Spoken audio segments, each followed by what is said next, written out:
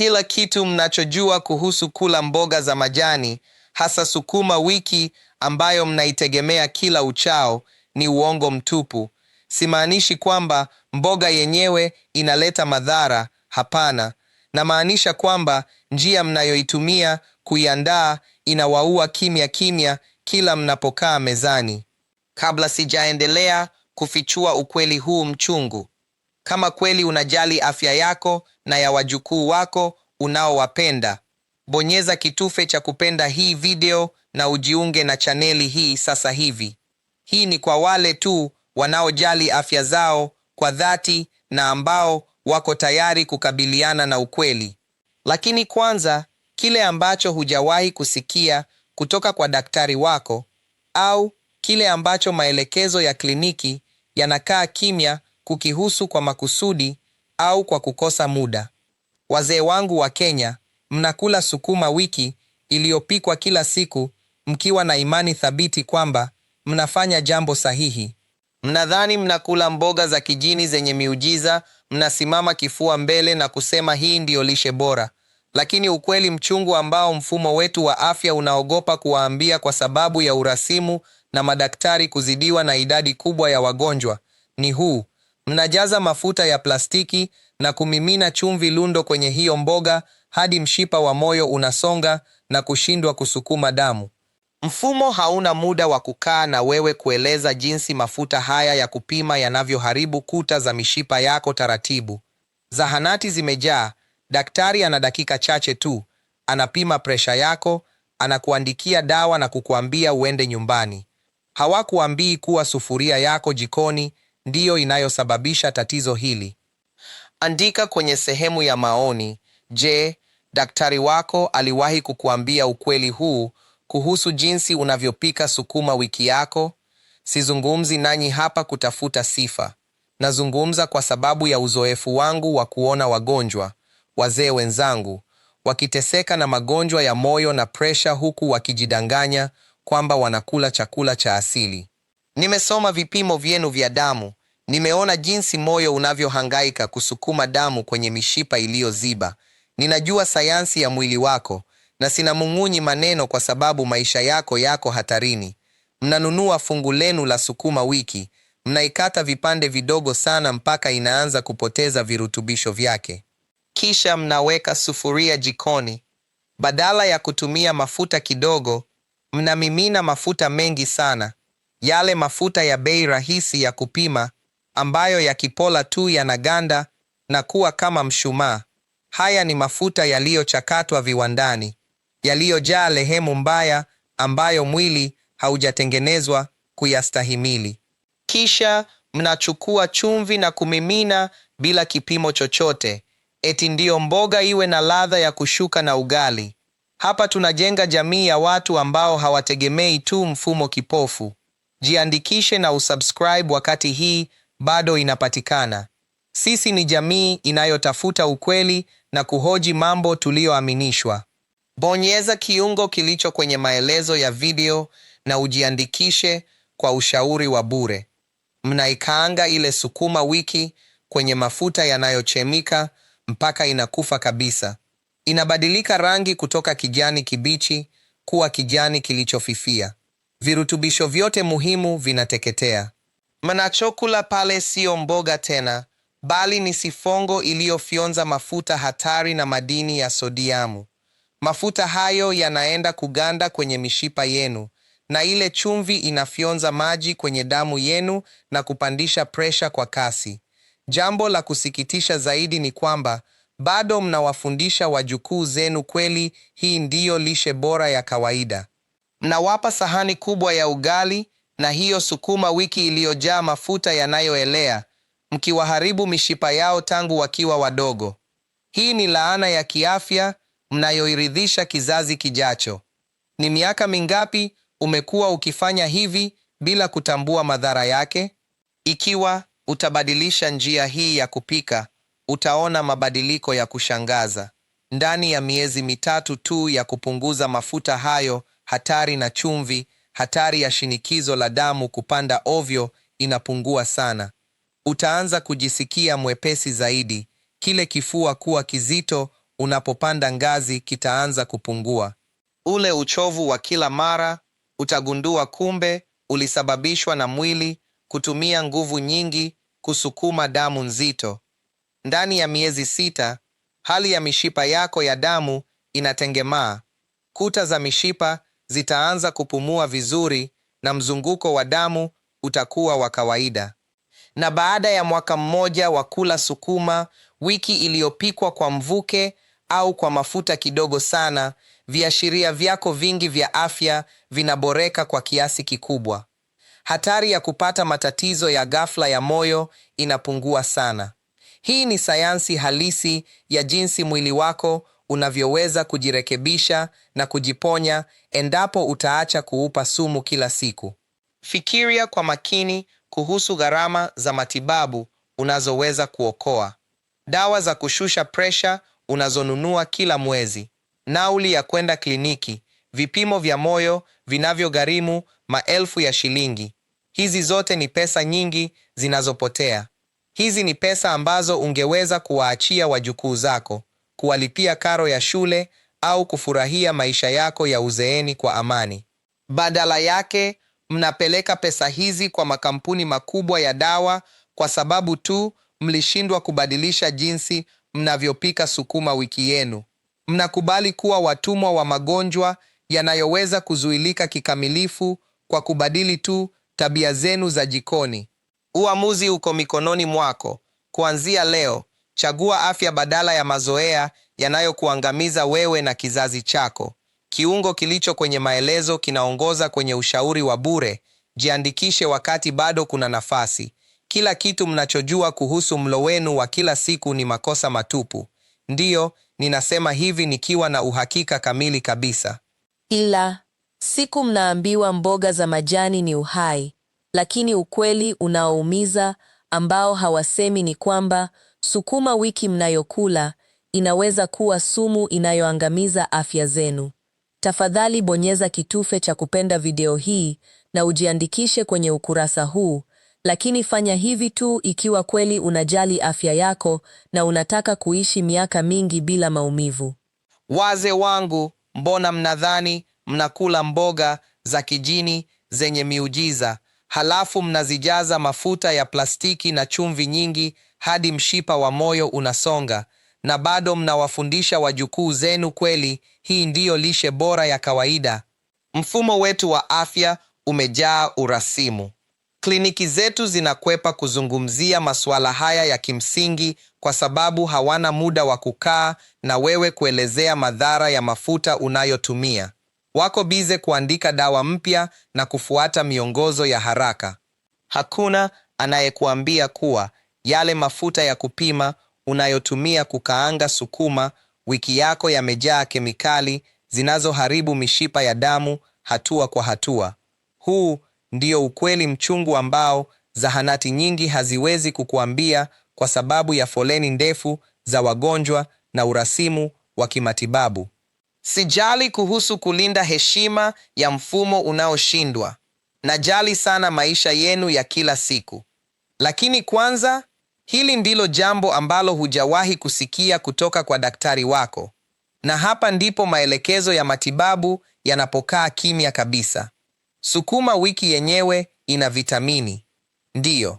Lakini unapoipika kwa kutumia mafuta mengi yaliyosindikwa vibaya na kuongeza chumvi rundo ili ipate ladha, unaua virutubisho vyote na kutengeneza bomu la moyo. Mafuta hayo yanaganda kwenye mishipa yako na chumvi inafanya moyo wako usukume damu kwa shinikizo kubwa mno. Andika kwenye sehemu ya maoni, je, daktari wako aliwahi kukuambia haya anapokuandikia dawa za presha kila mwezi? Bofya kiungo kilichopo kwenye maelezo ya video hii na ujiandikishe kwa ushauri wa bure. Jiandikishe kwenye ukurasa huu sasa hivi wakati fursa hii bado ipo, na ujiunge na jamii ya watu ambao hawaamini mfumo huu wa matibabu kibubusa. Tunahitaji kufikiri nje ya boksi walilotuwekea. Unapomfundisha mjukuu wako kwamba kula sukuma wiki iliyoloa mafuta ni lishe bora, unamjengea msingi wa magonjwa ya kisukari na presha hapo baadaye. Mfumo hautaki ujue hili kwa sababu mgonjwa wa kudumu ni mteja wa kudumu wa dawa za kupunguza maumivu, biashara ambayo inawafaidisha sana kuliko kuzuia ugonjwa wako kabla haujatokea. Hebu tujiulize kwa makini, ni miaka mingapi umekuwa ukifanya hivi bila hata kutambua? Ni miaka mingapi umekuwa ukikaanga mboga zako kwa mafuta ya bei rahisi yanayoganda kwenye chupa, ukifikiri unaokoa pesa, kumbe unajichimbia kaburi la kiafya? Mabadiliko madogo tu yanaweza kuleta tofauti kubwa sana katika maisha yako ya baadaye. Ikiwa utaanza kubadilisha namna unavyoandaa chakula chako leo kwa kupunguza mafuta hatari na kutumia viungo vya asili kama kitunguu saumu, tangawizi na dania badala ya chumvi nyingi, utaona mabadiliko ya kushangaza. Ndani ya miezi mitatu, hatari ya kupata mapigo ya moyo yasiyo ya kawaida inapungua sana. Baada ya miezi 6, hali yako ya kiafya inatengemaa, mwili wako unaanza kujisafisha na utajisikia mwepesi zaidi, usingizi utaboreka na uchovu wa kila mara utapungua.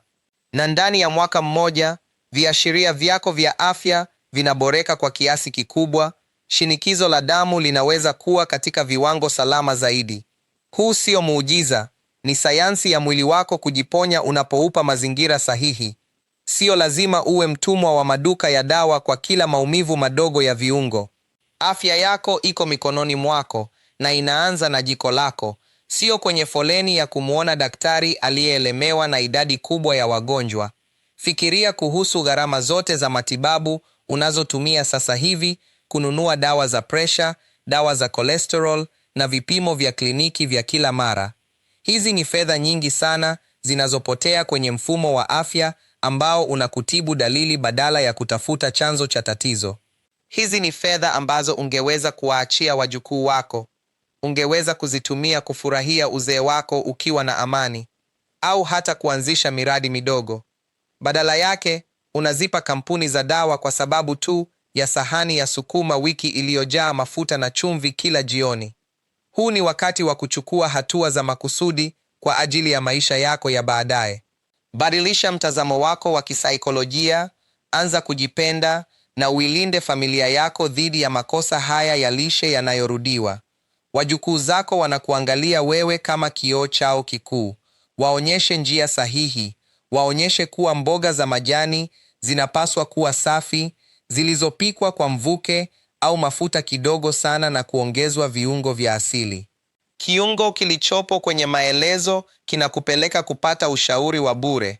Jiandikishe wakati bado kuna nafasi. Usisubiri mpaka mshipa wa moyo ushindwe kufanya kazi kabisa ndipo uanze kutafuta msaada. Chukua hatua sasa, komboa afya yako, komboa uchumi wako na uwe mfano bora kwa kizazi kinachokuja. Kila kitu mnachojua kuhusu kula mboga za majani ili kuwa na afya njema ni uongo mtupu, na mlichoamini kuwa lishe bora kinawapeleka kaburini polepole. Tafadhali bofya kitufe cha kusubscribe na like video hii. Fanya hivi tu kama wewe ni miongoni mwa wale wanaojali afya zao kweli. Leo tunazungumzia sukuma wiki yenu ya kila siku. Wazee wangu, mbona mnadhani mnakula mboga za kijani zenye afya, halafu mnazikaanga kwa mafuta ya bei rahisi yanayofanana na plastiki? Mnajaza chumvi nyingi hadi mishipa ya moyo inasonga, na jambo lenye kuumiza zaidi ni kwamba mnawafundisha wajukuu zenu kuwa hii ndiyo lishe bora ya kawaida. Huu ndio ukweli mchungu ambao kliniki zinakwepa kuwaambia kwa sababu ya urasimu na kukosa muda. Madaktari wengi wamebanwa na mfumo. Wanawaandikia dawa za presha na kuwaambia mpunguze mafuta, lakini hawawaambii mafuta gani na kwa nini ni sumu. Siko hapa kuwafurahisha. Mimi ni daktari niliyechoka kuona wazee wakiteseka na magonjwa yanayozuilika. Nimeona mishipa iliyoziba na mioyo inayoshindwa kusukuma damu, yote kwa sababu ya makosa madogo jikoni. Lakini kwanza, kile ambacho hujawahi kusikia kutoka kwa daktari wako. Andika kwenye maoni, daktari wako aliwahi kukuambia hili. Mnachukua sukuma wiki safi kutoka shambani iliyojaa vitamini na nyuzinyuzi za kusafisha mmeng'enyo wenu. Kisha mnaiweka kwenye kikaango. Mnamimina mafuta yale ya kupima yaliyochakatwa sana viwandani, ambayo kimuundo hayana tofauti na plastiki. Mnaongeza chumvi vijiko viwili na viungo vya mchuzi vilivyojaa sodiamu tupu. Mnapika mpaka mboga inakuwa nyeusi na kufa kabisa, ikipoteza kila virutubisho. Hapo mnapakua na donge kubwa la ugali, mkiamini mnajenga mwili. Ukweli ni kwamba mnakula mafuta matupu na chumvi inayoenda moja kwa moja kupandisha shinikizo la damu na kuharibu utando wa ndani wa mishipa yenu na kuifanya migumu kama bomba la chuma. Ili kuelewa jinsi ya kurekebisha hali yako kulingana na afya yako, bofya kiungo kwenye maelezo ya video na ujisajili kwa ushauri wa bure. Jiunge wakati bado inapatikana, ili uwe sehemu ya jumuiya ya watu wasioamini mfumo kipofu na wanaotaka kujua ukweli. Fikiria jinsi mnavyopika kila jioni, jinsi mnavyolisha familia zenu, hii sumu inayopunguza umri wenu. Ni miaka mingapi umekuwa ukifanya hivi bila kutambua? Mfumo wa viwanda vya chakula unawauzia haya mafuta na chumvi kwa bei rahisi kwa sababu wanajua mtakuwa wateja wao wa kudumu na baadaye mteja wa kampuni za dawa. Mfumo wa afya hauna muda wa kuwafundisha jinsi ya kupika, wanataka mje mchukue dawa za presha kila mwezi na kurudi nyumbani. Lakini mnaweza kubadilisha hili kuanzia leo. Mwili wa binadamu una uwezo mkubwa wa kujiponya ikiwa utapewa nafasi. Ukianza leo kupika sukuma wiki yako kwa mvuke, ukaweka kiasi kidogo sana cha mafuta safi ya mimea baada ya kupakua badala ya kukaanga, na ukapunguza chumvi, utaona mabadiliko. Ndani ya miezi 3, shinikizo lako la damu litaanza kutengemaa. Baada ya miezi 6, hatari ya kupata kiharusi inapungua sana na hali yako inatengemaa kabisa, huku ukijisikia mwepesi. Baada ya mwaka mmoja, viashiria vyako vya afya vitaimarika kiasi kwamba hata daktari wako atashangaa kuona presha yako iko kawaida. Fikiria gharama za matibabu ambazo utaepuka.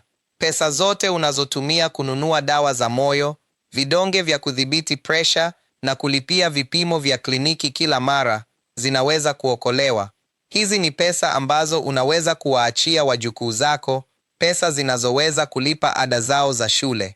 Badala ya kuwa mzigo kwa familia yako kwa sababu ya magonjwa yanayotokana na lishe duni ambayo ungeweza kuizuia, unaweza kuwa nguzo imara na mshauri wao mkuu wa maisha. Acheni kuharibu chakula chenye afya kwa kukijaza sumu za kisasa zinazotengenezwa kwa faida ya wafanyabiashara. Sukuma wiki ni mboga nzuri, lakini jinsi mnavyoiandaa ndiyo inawaua polepole. Anzeni kutumia vitunguu saumu, tangawizi na ndimu kuleta ladha kwenye chakula chenu badala ya kutegemea chumvi nyingi na mafuta yaliyoganda yanayoziba mishipa yenu. Mfumo wa viwanda vya chakula unataka mnunue mafuta yao mengi na viungo vya kemikali, kisha mnunue dawa zao za kupunguza maumivu. Lakini mna uwezo wa kukataa huu mzunguko. Mna uwezo wa kulinda afya yenu kuanzia leo. Wajukuu zenu wanahitaji hekima yenu. Wanahitaji kuona jinsi mnavyojali miili yenu ili nao wajifunze kula kwa afya, sio kukuuguza ukiwa kitandani kwa sababu ya mafuta uliyokula ukidhani ni lishe bora. Usisubiri mpaka mshipa wa moyo uzibe kabisa upate shambulio la moyo ndiyo uanze kutafuta suluhisho ukiwa chumba cha wagonjwa mahututi. Afya yako iko mikononi mwako, na uamuzi unaofanya jikoni utaamua jinsi utakavyoishi kesho. Kiongo kiko kwenye maelezo, kinakupeleka kwa ushauri wa bure. Jisajili wakati bado kuna nafasi. Anza safari ya kuboresha maisha yako leo, na uwafundishe wajukuu maana halisi ya lishe bora. Kila kitu mnachojua kuhusu hiyo sukuma wiki yenu ya kila siku, ambayo mnaipika kwa kujivunia, ni makosa matupu na hatari tupu. Mnaambiwa mle mboga za majani kwa wingi, lakini hakuna anayewaambia ukweli mchungu kuhusu sumu mnayoitengeneza jikoni mwenu. Kama kweli unajali afya yako, na unataka kuishi muda mrefu kuona wajukuu wako wakikua, bonyeza kitufe cha kusubscribe na ulike video hii sasa hivi. Hii ni kwa wale tu wanaothamini uhai wao na wako tayari kubadilika. Kliniki zetu za serikali zimejaa foleni ndefu, na kutokana na haraka ya mfumo wetu uliozidiwa, mnaambiwa tu kwa kifupi, mzee, hakikisha unakula mboga. Lakini kile ambacho hamjawahi kusikia kutoka kwa daktari wenu ni hiki: mnachukua sukuma wiki safi sokoni, mnaikata vipande vidogo sana hadi inakosa rutuba, kisha mnaikaanga kwa muda mrefu kwenye mafuta ya kupika ya bei rahisi yanayofanana na plastiki iliyoyeyushwa. Sio hivyo tu, mnamimina chumvi lundo kupata ladha mnayoitaka. Mnaua vitamini zote za asili na kugeuza mboga hiyo kuwa mtego hatari wa kuziba mishipa ya moyo wenu polepole. Kwa miaka mingi nimesimama wadini nikitibu wazee wanaokuja na shinikizo la damu na matatizo sugu ya moyo. Chanzo kikubwa cha haya yote ni hiki chakula mnachokiita lishe bora ya kawaida. Tafadhali andika kwenye sehemu ya maoni. Daktari wako aliwahi kukuambia haya yote unapokwenda kuchukua dawa zako za kila mwezi? Mfumo wa afya unakosa muda na rasilimali za kukaa na wewe chini kukueleza jinsi mafuta haya mnayoyatumia kupika sukuma wiki yanavyoganda kwenye mishipa yako ya damu. Badala ya kupata nafuu na kupona kabisa, unajikuta unameza vidonge mwaka hadi mwaka, ukitegemea dawa kufanya kazi ambayo lishe bora ingeweza kuzuia. Bonyeza kiungo kilichopo kwenye maelezo ya video hii na ujiandikishe kwa ushauri wa bure. Hii ni hatua muhimu sana kwako ili uanze safari ya kulinda afya yako leo. Pia hakikisha una subscribe wakati fursa hii bado inapatikana, ili ujiunge na jumuiya ya watu wasiokubali tu kila kitu wanachoambiwa na mfumo bila kuhoji. Tunapika sukuma wiki yetu kwa dakika 30 mpaka inabadilika rangi kuwa nyeusi. Tunaiua kabisa na kuondoa uhai wake. Kisha, kwa kujiamini kabisa, tunawafundisha wajukuu wetu kuwa huu ndio utamaduni wetu, tukipitisha ugonjwa kizazi hadi kizazi. Hizi ni ukweli mchungu ambao hospitali nyingi haziwezi kuzungumzia waziwazi kwa sababu ya urasimu na kukosa muda wa kutoa elimu ya lishe kwa kila mgonjwa. Wanakupa tu karatasi ya dawa na kukuaga urudi nyumbani. Ni miaka mingapi umekuwa ukifanya hivi bila kutambua madhara unayousababishia mwili wako? Hebu tafakari kwa kina. Unaponunua yale mafuta ya kupima na kuweka vijiko vikubwa 3 kwenye kitunguu kimoja ili upike bakuli dogo la sukuma wiki au managu, unakaribisha shida kubwa. Unaambatisha mlo huo na ugali ukidhani unakula chakula cha nguvu, lakini mabadiliko yanawezekana na mwili wako una uwezo wa ajabu wa kujirekebisha ukianza kuchukua hatua leo. Usikubali kuwa mtumwa wa tabia mbaya za mapishi zinazokugharimu afya yako na furaha yako ya uzeeni. Ukibadilisha jinsi unavyotayarisha chakula chako, ukaacha kukaanga mboga kwa mafuta mengi na badala yake ukaanza kuipika kwa mvuke, kuchemsha kidogo tu na kuweka chumvi kidogo sana. Unaweza kutumia viungo asilia kama kitunguu saumu na tangawizi kuongeza ladha badala ya kutegemea mafuta. Ukifanya hivi, matokeo utayaona haraka sana. Ndani ya miezi 3 tu, utaona shinikizo lako la damu linaanza kutengemaa na kuwa katika kiwango kizuri, na utajihisi mwepesi. Baada ya miezi 6, hatari ya kupata mshtuko wa moyo inazidi kupungua kwa kiasi kikubwa sana. Na ikifika mwaka mmoja, vipimo vyako vya afya vitaimarika kiasi kwamba hata wewe mwenyewe utashangaa, na daktari atapunguza dozi za dawa unazomeza. Hutahitaji tena kutegemea mlo unaokuumiza. Fikiria kwa makini kuhusu kiasi kikubwa cha pesa unachotumia sasa hivi kununua dawa za shinikizo la damu, dawa za kupunguza lehemu mwilini na gharama kubwa za vipimo vya kliniki kila mwezi. Hizi ni pesa ambazo ungezitumia kufurahia maisha yako uzeeni mwako bila msongo wa mawazo. Hizi ni pesa ambazo unaweza kuwaachia wajukuu wako kama urithi mzuri. Badala ya kuziacha kwenye maduka ya dawa kwa sababu ya makosa madogo ya mapishi tunayoyafanya kila siku jikoni bila kujua.